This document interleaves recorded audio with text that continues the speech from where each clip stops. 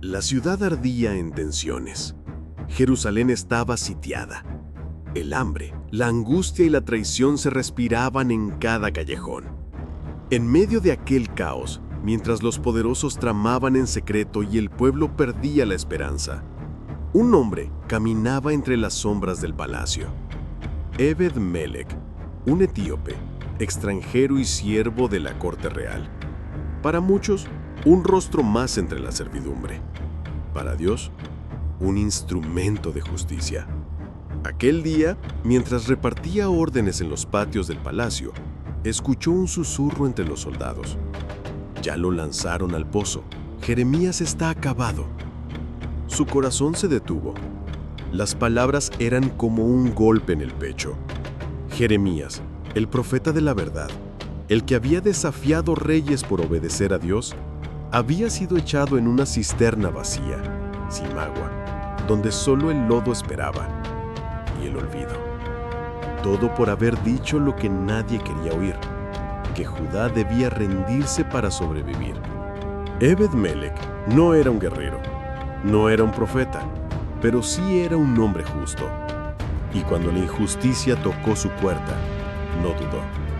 Subió apresurado por los pasillos del palacio, esquivando a guardias y nobles. Su mirada ardía como fuego. Sabía que estaba arriesgando su vida, pero la voz de su conciencia era más fuerte que el miedo. Frente al rey Sedecías se postró con respeto, pero con firmeza en la voz. «Mi señor el rey, han hecho mal estos hombres al arrojar a Jeremías al pozo. Morirá de hambre, no hay pan en la ciudad». El rey, debilitado por el miedo y la política, le respondió sin levantar la mirada. «Haz lo que quieras. Toma contigo hombres y saca a Jeremías del pozo antes que muera». Y fue así como Ebed-Melech, el etíope, el extranjero despreciado, se convirtió en héroe.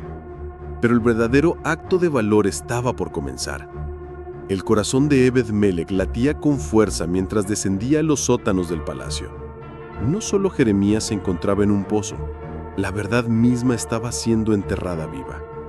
Y si nadie hacía nada, pronto no quedaría justicia en Jerusalén. Sin perder tiempo, reunió a 30 hombres. 30. No porque se necesitara tanta fuerza, sino porque sabía que salvar a un profeta también significaba enfrentarse a los enemigos del profeta. Había que estar preparados para todo. Pero Ebed-Melech no solo era valiente, también era compasivo.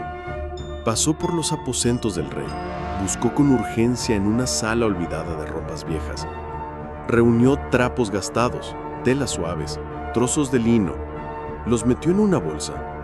Esto, pensó, es para que las cuerdas no hieran su piel.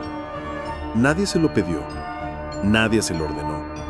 Lo hizo porque la misericordia verdadera cuida incluso los detalles que el poder ignora.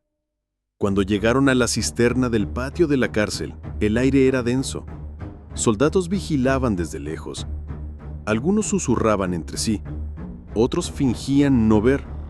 En el fondo del pozo, Jeremías apenas respiraba, hundido en el lodo hasta la cintura, sin agua, sin luz, sin esperanza. Ebed-Melech se asomó y gritó: «Jeremías, escucha. Vengo en nombre del rey, pero también en nombre de la verdad. Vamos a sacarte de ahí». Desde el fondo, una voz viva. Era más susurro que grito, pero bastó. «Ebed-Melech, el Señor te bendiga». Y así, con cuerdas, telas viejas y manos decididas, comenzó el rescate. Pero mientras el profeta era levantado del barro, el verdadero enemigo aún se movía en las sombras del palacio. Y el precio de la justicia apenas comenzaba a revelarse. Las cuerdas descendieron suavemente acompañadas por las instrucciones firmes de Ebed-Melech. «Coloca estos trapos debajo de tus armas, Jeremías, para que no te lastimen las cuerdas al subirte». Desde lo profundo del pozo el profeta obedeció. No había orgullo en su voz, ni queja, solo la calma de quien ha confiado en Dios aún en el lodo más espeso.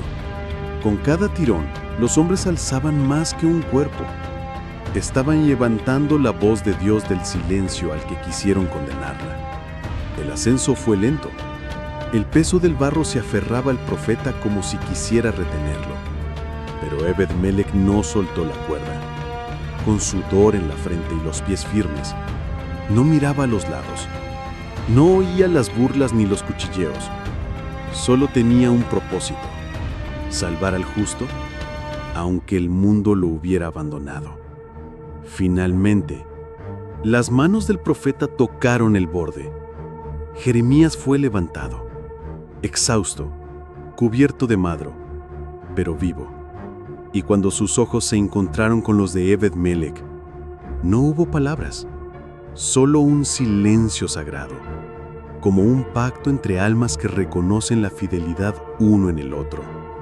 El etíope lo ayudó a limpiarse con respeto, no como un siervo a su amo, sino como un hermano que reconoce en el otro la imagen de Dios.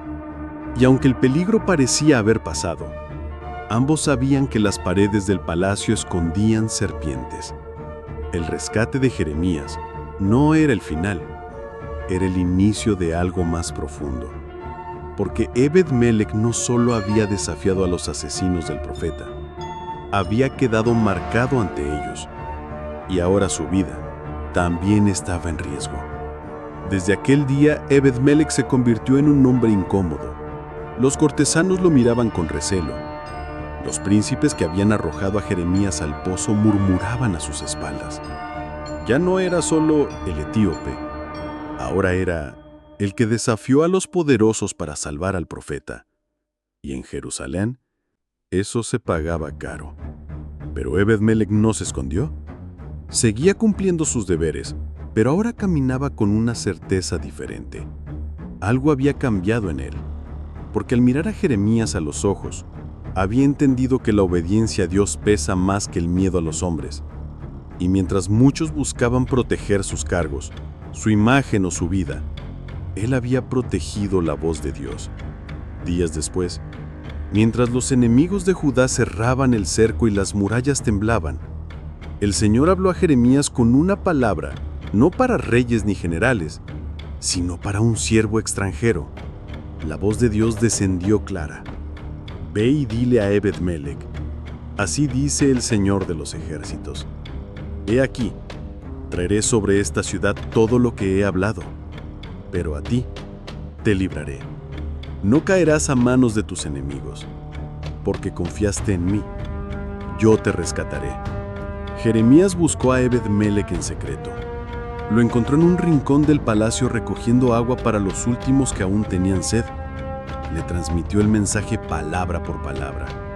Y cuando terminó, Ebed-Melech cerró los ojos, respiró profundo y por primera vez en su vida sintió que el cielo mismo pronunciaba su nombre. No tenía trono, ni ejército, ni fama, pero ahora sabía algo que ningún noble del palacio jamás comprendería. La fidelidad a Dios nunca queda en el olvido. El día de la caída llegó. Las trompetas enemigas retumbaron. Las murallas se quebraron como barro seco. El fuego se alzó sobre los techos de Jerusalén y los gritos del pueblo se mezclaron con el estruendo del juicio. Soldados babilónicos invadieron la ciudad. Reyes huyeron, príncipes fueron capturados y muchos murieron. El caos era total. La ciudad de David, humillada por su desobediencia, caía ante los ojos del mundo. Pero entre los escombros, entre la sangre y las cenizas, una figura caminaba sin temor. No corría, no gritaba, no se escondía.